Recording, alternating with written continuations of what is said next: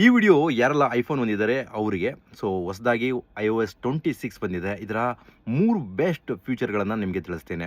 iOS 26ನಲ್ಲಿ ಹೊಸ ಒಂದು ಫೀಚರ್ನಲ್ಲಿ so ಯಾರಾದರೂ ನಿಮಗೆ ಅನ್ನೋನ್ ಪರ್ಸನ್ ಕಾಲ್ ಮಾಡ್ತಾ ಇದ್ದರೆ, ಕಾಲ್ ಸ್ಕ್ರೀನಿಂಗ್ ಅಂತ ಹೇಳ್ಬಿಟ್ಟು ಈ ಒಂದು ಆಪ್ಷನನ್ನು ಆನ್ ಮಾಡಿಕೊಂಡ್ರೆ, ಅವರು ಯಾರೇ ಆಗಿದ್ರೂ ಅವ್ರ ಬಗ್ಗೆ ಇನ್ಫಾರ್ಮೇಷನನ್ನು ತೆಗೆದುಕೊಂಡು ಟೆಕ್ಸ್ಟ್ ಮೂಲಕ ನಿಮಗೆ ಐಫೋನ್ ತಿಳಿಸುತ್ತೆ.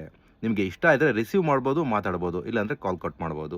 ಸೊ ಇಷ್ಟು ದಿನ ನೀವು ಒಂದು ರಿಂಗ್ ಟೋನನ್ನು ಸೆಟ್ ಮಾಡಬೇಕಾದ್ರೆ ಆ್ಯಂಡ್ರಾಯ್ಡ್ನಲ್ಲಿ ಯಾವ ರೀತಿ ಆರಾಮಾಗಿ ಸೆಟ್ ಮಾಡ್ತಾ ಇದ್ದರೆ ಆ ರೀತಿ ಆಗ್ತಾ ಇರಲಿಲ್ಲ.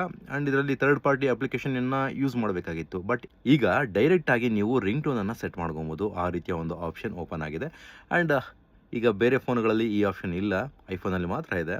ಯಾವುದೇ ಒಂದು ಫೋಟೋವನ್ನು ತೆಗೆದ್ರೆ ಅದು 3D ಮಾಡೆಲ್ ಆಗಿ ಕನ್ವರ್ಟ್ ಮಾಡ್ಬೋದು. ಆ ರೀತಿಯ ಒಂದು ಸ್ಪೆಷಲ್ ಎಫೆಕ್ಟನ್ನು ಕೊಟ್ಟಿದೆ ಐಫೋನ್ iOS 26. ಆ್ಯಂಡ್ ಈ ಎಫೆಕ್ಟ್ ಕೂಡ ತುಂಬ ಅದ್ಭುತವಾಗಿದೆ. ಆ್ಯಂಡ್ ಇಷ್ಟಲ್ಲದೆ ಐಫೋನ್ ಈಗ ನಿಮಗೆ ಒಂದು ಗ್ಲಾಸಿ ಲುಕ್ ಇದೆ.